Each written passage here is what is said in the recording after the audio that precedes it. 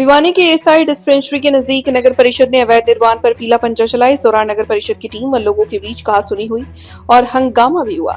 वहीं इस दौरान महिलाएं भी बेसुध होकर के गिर गई, जिन्हें लोगों ने संभाला। लोगों का कहना है कि बिना कोई सूचना के मंदिरों को तोड़ा गया है, जबकि नगर परिषद के चेयरमैन का कहना है कि सड़क चौड़ी करने के लिए अतिक्रमण हटाया गया। स्थानीय निवासी निहाल सिंह उर्फ शनि बाबा ने कहा कि कोई नोटिस नहीं आया, यहाँ तक कि सीधा बुलडोजर आया और मंदिर को तोड़ दिया। 5-4 मिनट पहले हटाने की कहने लगे थे। इस सरकार ने गरीबों को मारा है, क्योंकि गरीब रोक कर रह जाएंगे। शनिदेव मंदिर के पुजारी सनी ने कहा कि प्रशासन डंडे लेकर आया था, धमकाकर मंदिर तोड़कर चले गए। चंदा इकट्ठा किया हुआ था, वही बड़ी मुश्किल से मंदिर बनाया था। पहले कोई भी नोटिस नहीं दिए, सीधे आए और आते ही तोड़ दिए। प्रशासन ने शनिदेव, भोलेनाथ व काली माता का भी मंदिर तोड़ा है। भीम ने कहा कि उन्हें ना तो कोई नोटिस दिया और सीधे ही आकर मंदिरों को तोड़ दिया। 10 मिनट का समय दिया है, 10 मिनट में कुछ भी नहीं हटा सकते। इसके बाद प्रशासन के साथ जेसीबी ने मंदिर तोड़ दिया। केवल झुग्गियों के मंदिर तोड़े गए हैं, आगे भी मंदिर हैं, उनको नहीं तोड़ा गया। आगे भी 3 मंदिर रोड पर हैं, लेकिन उस पर कोई एक्शन नहीं लिया गया। जमुना देवी ने कहा कि ये विधवा महिला है, उसकी झुग्गी में सामान रखा हुआ था, किसी ने नहीं बताया। उनके आगे हाथ जोड़ती व पैर पकड़ती रही, लेकिन कोई सुनवाई नहीं की। मुझे महिला पुलिस कर्मियों ने जबरन हटा दिया और उसकी झुग्गी के ऊपर दीवार गिरा दी। फिर कहने लगे कि जिसकी जिम्मेदारी है वही नहीं है। दीवार गिरने से झुग्गी में रखा हुआ सारा का सारा सामान टूट गया। इसके कारण 1-1.5 लाख सरकार ने नगद और ननद की शादी के लिए कन्यादान दिया हुआ था, उसका वो भी अंदर रखा हुआ था। वो अब विदा होकर के गई हुई है, कहकर गई थी कि जब वो आएगी तो लेकर जाएगी। अब वो सामान कहाँ से देगी? कमला ने कहा कि आज प्रशासन वाले तोड़फोड़ करके गए, ना ही कोई नोटिस दिया गया। उत्तल सोनी ने कहा कि वो मंदिर पर 2 से 3 साल से रहते हैं। यहाँ कॉलोनी वाले प्रशासन को लेकर आते हैं और तोड़फोड़ करवाते हैं। कॉलोनी वालों के मन में है कि ये मंदिर टूट जाए और उनके घरों में मंदिर बने, वहाँ वे बेईमानी करें। ये गरीबों को मिटाना चाहते हैं, घर फोड़ देते हैं। क्या नाम है? कहाँ के रहने? कमला। आज क्या घटना हुई है? ये सारा तोड़ फोड़ करके गए, काटे की मशीन लग के। कोई नोटिस दिया था पहले? कौन दिया नोटिस? मेरे को तो कोई नोटिस नहीं समझे। कोई कागज नहीं है हमारे पास। मैं तो नुकसान करते बिना। मेरा नाम है उद्दल सोनिया गोस्वामी, मैं गुजरात का रहने वाला हूँ। मैं यहाँ 2-3 साल से रह रहा मंदिर के ऊपर में। आज ये सभ्य होके सोसाइटी वाले सभ्य बना के और ले आते हैं 2-4 पुलिस वाले और तोड़ फोड़ करते हैं। इनके दिल में है कि ये मंदिरें टूट जाए, हमारे घरों में मंदिरें बने, वहाँ हम बेईमाना करें और लुचपनी करें। इस तरह से ये गरीबों को मिटाना चाहते हैं और उनके जो लगाए हुए मंदिर बनाए हुए तोड़ दे रहे हैं, बच्चों को घर फोड़ दे रहे हैं, पीछे सारे घर तोड़ दिए हैं। इतनी हमारी दरखास्त सुनो और कुछ देश में कोई अच्छा काम करो। जो भारत को पाकिस्तान बनाना है तो फिर ये देश का हिंदुस्तान नाम क्यों रखा? उस हिंदुस्तानी के सारा जग हिंदुस्तान है, उसमें एक ही हिंदुस्तानी नहीं है। पूरा जगत में जितना प्रजा है वो सब हिंदुस्तानी है। यहाँ की रहने वाली इस मुल्क की प्रजा है, हर इंसान है वो हिंदुस्तानी है। जो बाहर से आए वो बाहर के हैं, जो अपने यहाँ के रहने वाले इस मुल्क के वो हिंदुस्तानी है सारे ही। जी, क्या नाम है? मेरा नाम जमुना है जी, जमुना देवी। जमुना देवी है। मैं एक विधवा औरत हूँ, मेरे को कोई नोटिस नहीं दिया गया। मेरी झुग्गी में सामान धरा हुआ था, ना हमारे को किसी ने बताया।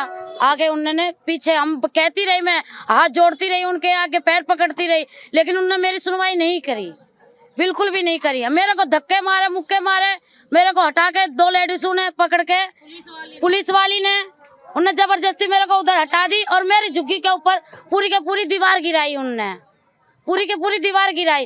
फिर उसके कहने लगे हम जिम्मेवार नहीं है, इसकी जिम्मेवार खुद बनोगे। मैं किसके सहारे जाऊंगी? मेरे झुग्गी का मेरा नुकसान होया, मेरा सारे बर्तन फूटा, बेड फूटा, लड़की का सारा पूरा कन्यादान गया। इसके जिम्मेवार कौन होगा? कौन भरेगा? कौन देगा? मेरा कम से कम 1 लाख 1.5 लाख रुपए का लड़की का कन्यादान सरकार ने दिया हुआ था। लड़की की शादी करी थी मेरी ननंद की, उसका पूरा कन्यादान रखा हुआ था अंदर। वो अभी विदा होकर गई हुई है। वो कहने लगी भाभी मैं आऊंगी, मैं जब उठा के मैं ले जाऊंगी। कितने दिन पहले शादी हुई थी? क्या नाम? 6 महीने पहले हुई थी, 6 महीने पहले हुई थी। संक्रांत के आसपास शादी करी थी मैंने। वो गई हुई है, वो अभी तक आई नहीं है। उसकी सांस खत्म हो गई थी, वो सारा सामान यहाँ रख के गई थी। एक विधवा औरत, मैं कहाँ से उसका सामान दूंगी? मेरा आदमी कमाने वाला नहीं, मेरा कोई कमाने, मेरे छोटे छोटे बच्चे, बिल्कुल मैं कहाँ से इतना करूंगी? अब मेरी झुग्गी तोड़ दी, मैं कहाँ जाऊंगी? क्या नाम है, कहाँ के रहने वाले? मेरा भीम नाम है सर। मैं भिवानी का ही रहने वाला हूँ, छोटी काशी का, यहीं का रहने वाला हूँ। ये पीछे अपना मकान है सर। क्या घटना हुआ? ये घटना हुई है सर, हमें कोई यहाँ का नोटिस नहीं दिया, कुछ भी नहीं दिया। 10 मिनट का टाइम दिया था बस इन्हें। 10 मिनट में क्या हट सकता है सर? इनमें कुछ भी नहीं हट सकता इसके अंदर। ये खाली मूर्ति बस वहीं रखी गई है। बाकी सब जेसीपी वाला आया और प्रशासन आई वहाँ पर, उनने सारा ये पड़वा दिया। खाली ये 3 मंदिर झुग्गी के पड़वाए गए हैं। आगे भी मंदिर हैं और उनके ऊपर कोई कार्रवाई नहीं करी है इनने। 3 मंदिर आगे और हैं, बस ये खाली झुग्गी का मंदिर बांटे गए हैं। आगे रोड के ऊपर और भी मंदिर हैं, उनके ऊपर कोई ऑप्शन नहीं कराया इनने, सरकार ने। सर ये जूम करके देखो, ये बाबा मंदिर। देखिए, पूरे शहर के अंदर हमारा शहर का सौंदर्यकरण का और बहुत से ऐसे रास्ते हैं जिनका निर्माण कार्य, बहुत आवश्यकता का कार्य चला हुआ है। और प्रत्येक शहर के ये आवश्यक होता है कि निर्माण कार्य के अंदर बहुत सी इंक्रोचमेंट होती है, अतिक्रमण होते हैं। जब तक हम अतिक्रमण पर कार्रवाई नहीं करेंगे तो रास्तों का निर्माण और सौंदर्यकरण का कार्य अधूरा रहता है। तो ऐसी कई बार शिकायतें आती हैं, तो ये निरंतर चलने वाली प्रक्रिया है। और एक बार फैक्ट्री के पीछे भी सड़क का जो आकार था, सामान्यतः जो आकार था, उसके ऊपर अतिक्रमण था। तो अतिक्रमण हटाने की ये नियमित रूप से चलने वाली प्रक्रिया का एक हिस्सा था। उन कारों पे ना तो पहले कोई सूचना दी गई और मंदिरों को नहीं। देखिए, सूचना नगर परिषद की या सरकारी भूमि के ऊपर, पहली बात तो किसी प्रकार का अतिक्रमण करना ही एक गलत बात है। और उसमें सड़क का कार्य चला हुआ है तो हमें अपनी मर्यादाएं पता है कि हमारी सीमा कहाँ तक है। और उसमें अगर सामान्य कोई मार्ग को बाधित होता है तो उसमें नोटिस की या सूचना की इस प्रकार से, जैसे तो उनको सूचित कर भी दिया गया था। तो ये तो रूटीन की प्रक्रिया है, इसमें कोई समस्या नहीं होती। रोड को कितना चौड़ा किया जाएगा? इस रोड का जो हमारा इसका जो मुख्य आकार है करीब 20 फुट का तो बीच के अंदर है, और साइड के अंदर फुटपाथ का निर्माण कार्य हमारा होना इसके अंदर। और जो पहले रोड एग्जिस्ट कर रहा था उसी पे निर्माण कार्य चला हुआ है।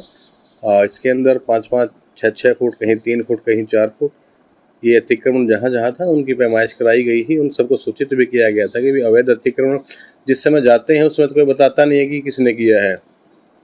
अब सड़क के ऊपर अभी कुछ दिन पहले ऐसा मंदिर का तो कोई स्ट्रक्चर वहाँ था नहीं, बस कुछ ईंटें खड़ी थी और कुछ निर्माण कार्य किसने कराया है उसमें सबको बताया गया, बुलाया गया, पूछा गया तो किसी ने बताया नहीं कौन कर रहा है। जब टूट गया तो आरोप प्रत्यारोप लगते हैं, लेकिन आप खुद जाके देखेंगे तो सड़क के ऊपर इस प्रकार का निर्माण कार्य नहीं करना चाहिए।